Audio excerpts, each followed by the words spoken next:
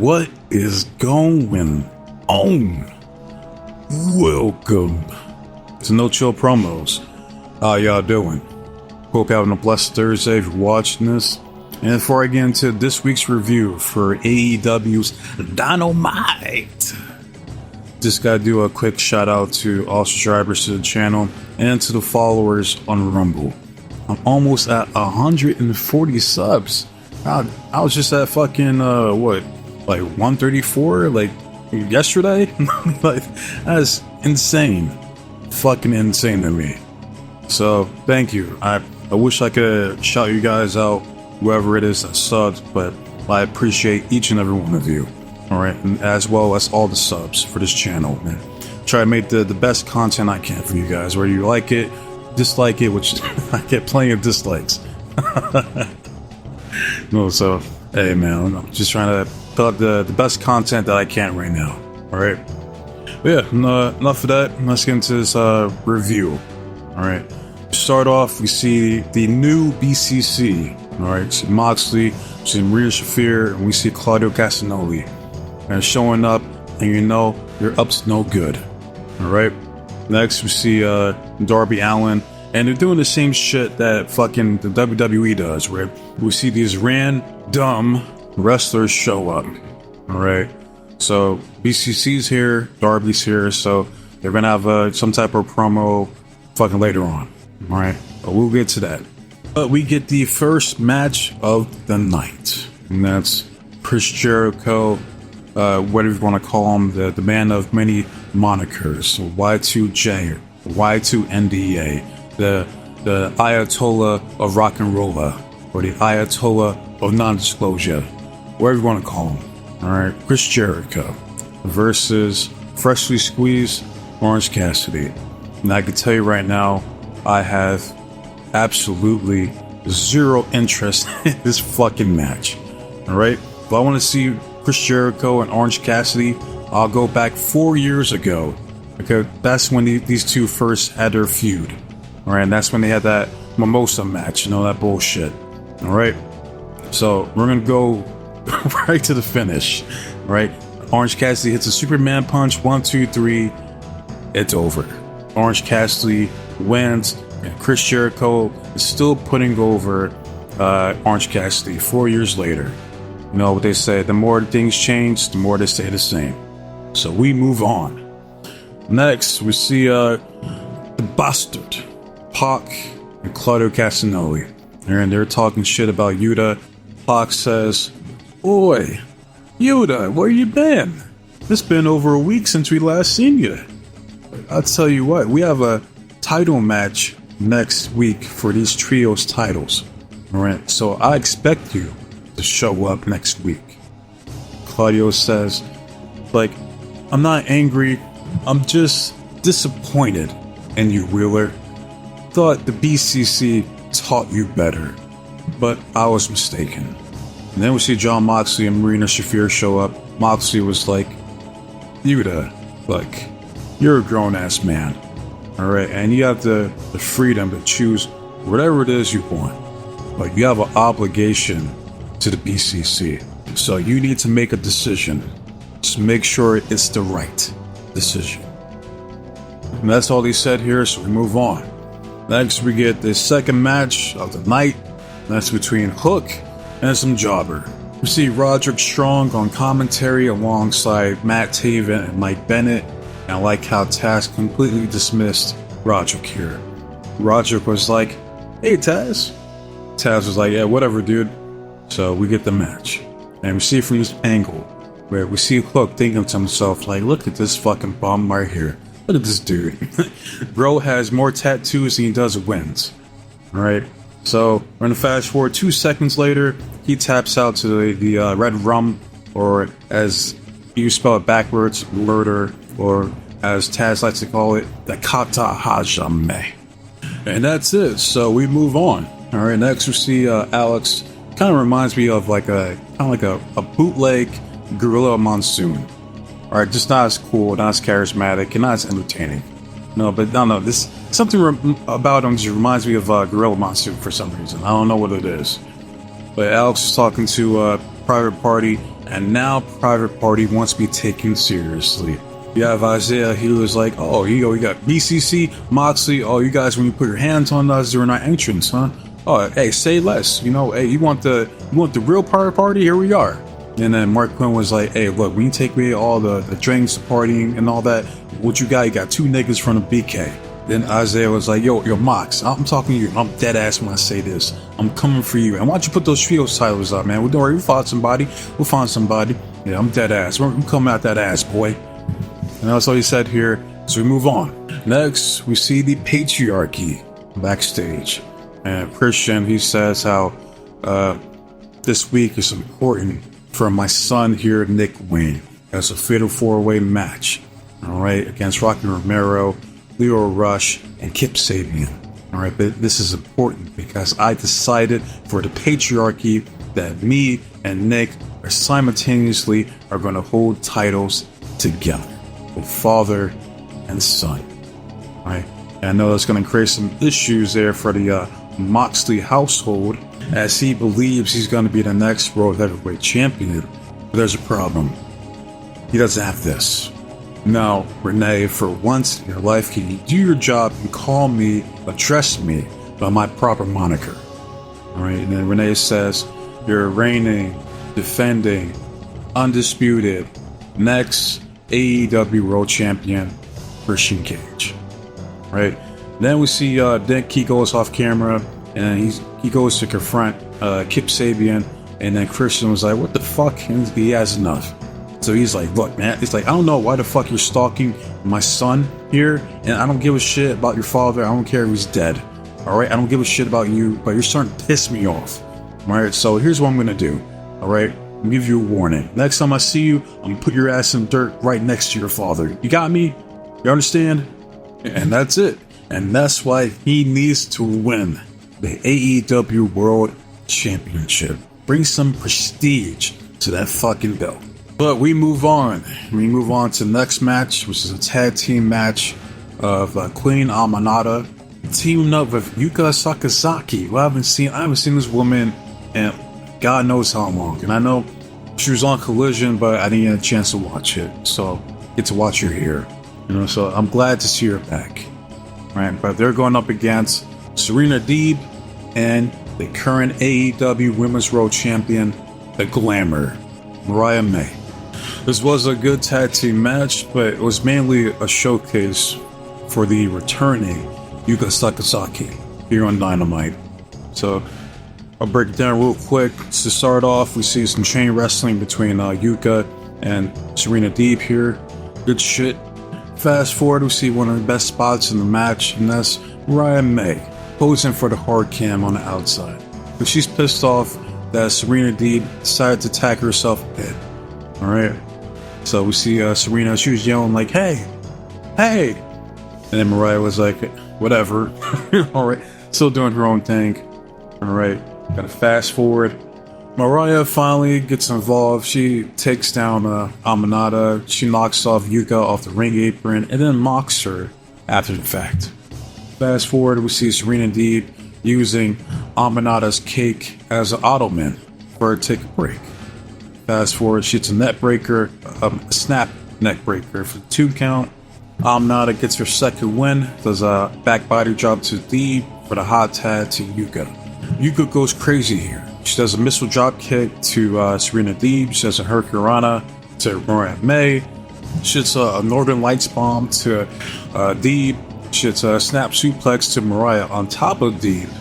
With a fast forward, we see Mariah May hitting a German on Yuka, and the way she did this German was sick. It was kind of like a ragdoll, kind of like German. This way, it was like a typical German that you would normally see. It was kind of sick, right? Then Aminata hits a German onto Mariah May.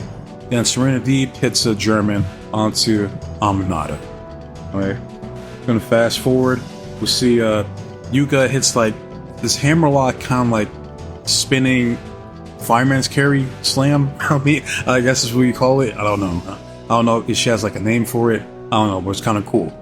Alright. And she hits a springboard body splash to everybody on the outside, including her own partner, and then flexes afterwards because Yuka does not care. Fast forward to the finish, you get to another springboard body splash to Deeb, where Mariah comes in and goes right upside her head with the AEW Women's World title. So they get disqualified. After the fact, Mariah uses the AEW Women's World title like a whip. Like she's fucking Ivy from Soul Calibur. She thinks like she's a character from Castlevania. Decides to whip Yuka repeatedly. Right? And that's how this match ends. And we get a message from Mina Shirakawa. And all she says is that she hasn't seen Mariah in quite some time. She misses her and that she is coming for Mariah. That's what she said. I'm not making this up. So we move on. Next, you're supposed to play a video package for Nigel McGuinness, but they do my boy dirty. They can't even get the audio right. And I don't think this was like planned. I think they actually fucked this up. And if this was planned, then that's even more fucked up. You know what I mean? Like, come on, man. This is like highly anticipated match. And you fuck up on the audio for the video package for that said match for next week at Grand Slam? Come on, man. We see AEW is on Amateur Hour, and a couple minutes later, they fix the audio. So they played a video package that they should have played the first fucking time without fucking up. Alright, which was well done. It was just pretty much going down the history between Bryan Danielson and Nigel McGuinness there in ROH. They had some of the best matches in that company's history. We got two of ROH's best finally going at it to settle the score once and for all, who the better man is, who the better wrestler is. So I'm going to be looking forward to that match next week. All right, and it's going to happen. They're going to be like, oh, we don't know if Danielson's going to be medically cleared. He'll be cleared. Even if he's not cleared, he will be there at the Arthur Ashe Stadium next week. 100%. So we move on. See the BCC making their entrance. All right, they're going through the crowd as usual because they think they're a Shield 3.0, 4.0 at this point. I don't fucking know. But we see Private Party coming out of nowhere to ambush the BCC. But it does not end well for the Private Party. All right, this was a huge mistake. And we're going to fast forward. You see Claudio just tossing around Mark Quinn like he's nothing. Just with no effort. Where he then hits the choke breaker. Two of them breaking this man's back. He's done. All right. Fast forward, we see on the outside, we see Moxley and Marina. They're just beating the shit out of Isaiah Cassidy. All right. And I'm gonna fast forward again. We see Commander. He comes through, and I'm like, oh no, like Commander, don't do it, please. All right. But he does a drop kick to Claudio. All right. Then he runs, does a tope suicida right into a European shoulder from Claudio here. All right. Fast forward again. Marina does like a judo throw to the other Alex. I don't know his fucking last name. All right. Takes his microphone. We see Claudio does a military press to Commander. Tosses him like a piece of trash. We don't see him for the rest of the show. He's done. That's it. And we're going to fast forward. We see Claudio and Marina. They have Isaiah Cassidy pinned down. All right. Moxley grabs the microphone. He has a hammer in hand. And he was like, Private Party, like you end your careers right now. But I'm not going to do that. You guys been here for 5 years. You've been here from the start. And you're in the exact same position as you were 5 years ago. All right. So I'm going to do you a little favor. All right. I'm going to give you something that you've been needing this whole time. Give me some friction, some resistance. All right. An obstacle for you to overcome. So consider this a gift. And then he goes full on misery mode here. If you've seen the movie Misery, you know exactly what I'm referring to. He smashes the hammer into Isaiah Cassidy's hand, shatters it into 1,000 pieces. This man Isaiah Cassidy is done. Rest in peace. All right. But in all seriousness, all right. The Private Party comes back and they get a push, and they still don't win the tag team titles. Man, leave. Like, just fucking leave. All right. That push ain't never coming. All right, this is about as serious as you can get from here. You come back, get a serious babyface push, and you finally win the fucking titles. And that doesn't happen, fucking leave. All right, unless you just get perfectly content with just being jobbers in AEW. That's fine too. Get your money. But I'm just saying, you like are serious about your career and you don't get that push, fucking leave. All right, because Moxley is 110% correct. These guys are in the same exact fucking position for the past 5 years. They were jobbers from the beginning, and they're jobbers in the present. And hopefully they're not jobbers in the future. Alright? But, fast forward, crowd chants, you sick fuck, to Jon Moxley. Then we see Darby Allin coming out of nowhere. Yeah, he does like a shoulder block to, Claudio, takes him down. He confronts Moxley, tries to attack him with a skateboard, but Moxley leaves. Darby grabs the microphone and he says, Moxley, I think you're confused. I'm not the same Darby that you knew 5 years ago. Right, I'm gonna beat your ass and I will be the next AEW World Champion. Which, I'm like, okay, bro. Cool story. Alright, but like you are exactly the same person you were 5 years ago. There is no difference in this man's character. He's the same Darby Allin, the same crazy-ass lunatic who has that Jeff Hardy adamantium, alright, to where this man doesn't really get injured, but he gets injured on the outside. Well, he did get injured from that match with Jay Caucasian, but out of all that insane shit that he's done, I mean, that's so crazy, alright? So, yeah, there is no difference in this character, right? He's still the same person. So we move on to the next match, and that's Ricochet going up against the Beast Mortis. And this was probably match of the night, and that's mainly because the Beast Mortis. This man does not have bad matches. Been watching this dude since TNA. He does not miss. He knows how to work. He works snug, and he makes sure his shit looks good. But yeah, this was the match of the night, and Ricochet did do his thing. Like, I'm not going to completely dismiss Ricochet, because he can still go. That's never been in question. The only problem when it comes to Ricochet is his god-awful promos, man. Like, Lord have mercy. This man, he's been in WWE for years, and he still sucks. So, but we'll get to that in a little bit. I'm going to break down this match for you guys, alright? We're going to fast forward. We see Rico hitting the Tope Suicida to the Beast Mortis. Fast forward, he hits a springboard clothesline to Beast Mortis. Fast forward again. Ricochet tries to go for a tope on Hilo. And Mortis catches him, power bombs his ass to the ring apron. Right? Fast forward again. Beast does a pop-up Samoan drop to Rico for the 2 count. And pretty much this whole match, Mortis was whooping this dude's ass. The entire match. Alright, when fast forward, Rico tries to go for another tope on Hilo, kind of overshoots it, so Beast pretty much no-sells it. Alright, he tries to pick his ass up for another power bomb, but Ricochet counters it into a sunset flip. Fast forward again, Ricochet hits a springboard 450 for a 2 count. Fast forward, this should have been a finish right here. Mortis hits an avalanche military press off the top rope. He only gets a 2 count. Like, come on, man. It's like, I know we can't bury Ricochet, even though Beast Mortis was whooping his ass the whole match. So I'm going to fast forward to the finish. Ricochet counters Mortis's finisher.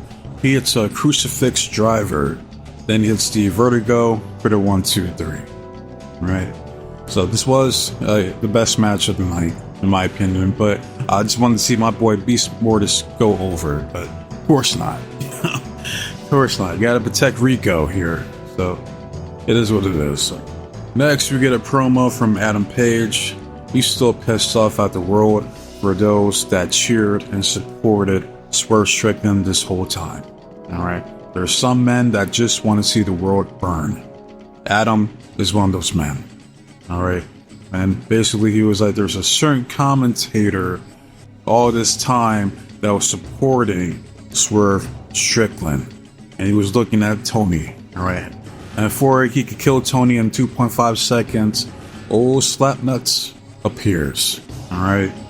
Oh, Double J, Jeff Jarrett. He comes out, they fight, security breaks him up.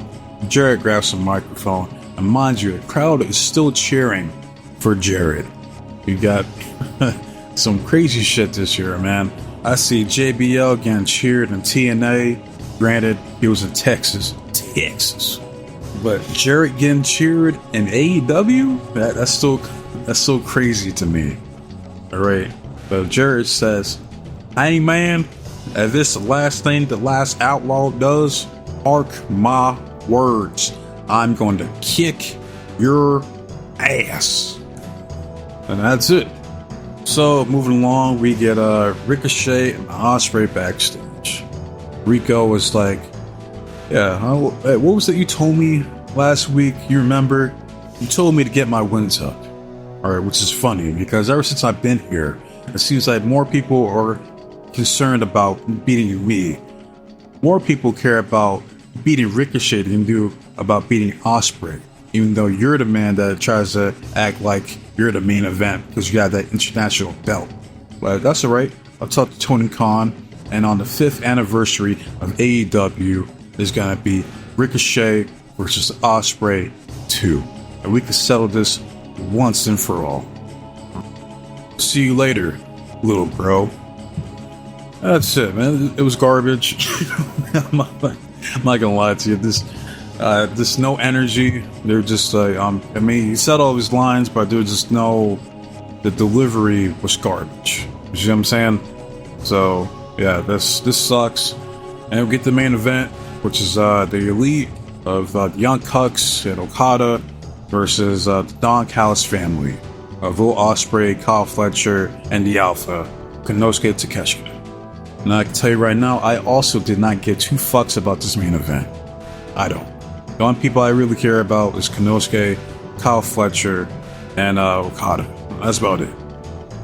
But fast forward to the finish. Oh, I do remember there's at one point where fucking Nick spits his gum out at, like, I think it was Kyle, and then he puts it back in his mouth. I'm like, that's oh my fucking sick freak. Alright, so yeah, fast forward to the finish. Like an Ospreay and Kyle hits their tag team finisher, which I think is Aussie Open's finisher. I don't know what it's called, but 1, 2, 3, they win the match. All right. After the fact, we see the United Empire's Titantron, which I thought was interesting. So I'm like, is Mark Davis coming back? He might be coming back next week. Got to see. I don't know. Interesting there. All right. Kyle daps up Konosuke. Will tries to do the same. Konosuke says, "Fuck you."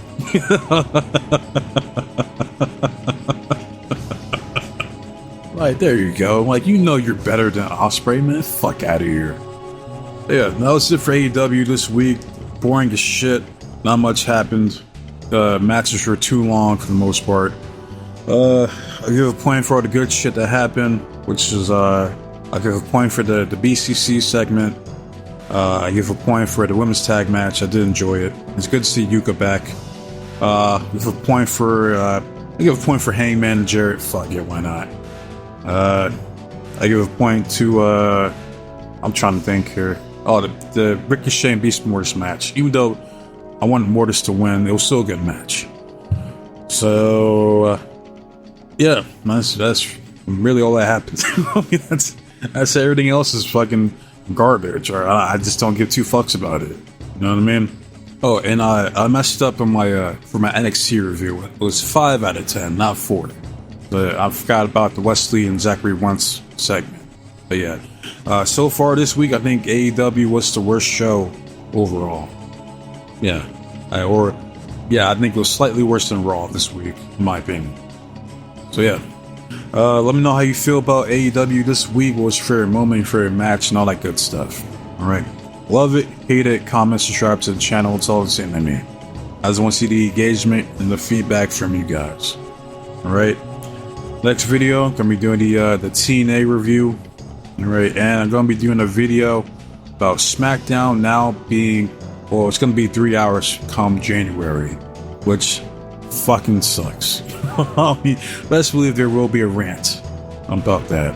Right? Like, they can't help themselves, man. They're so close. They had Raw going back to 2 hours apparently, and just could have kept it at 2 fucking hours, man.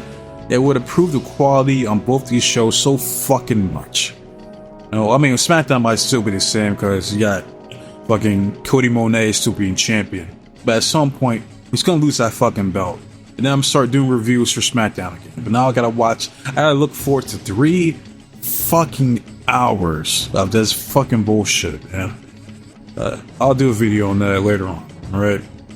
What's enough for your guys' time? So, that said, be safe, be blessed, take care of yourself, and trust in God. I'm out of here. Until next time, adios.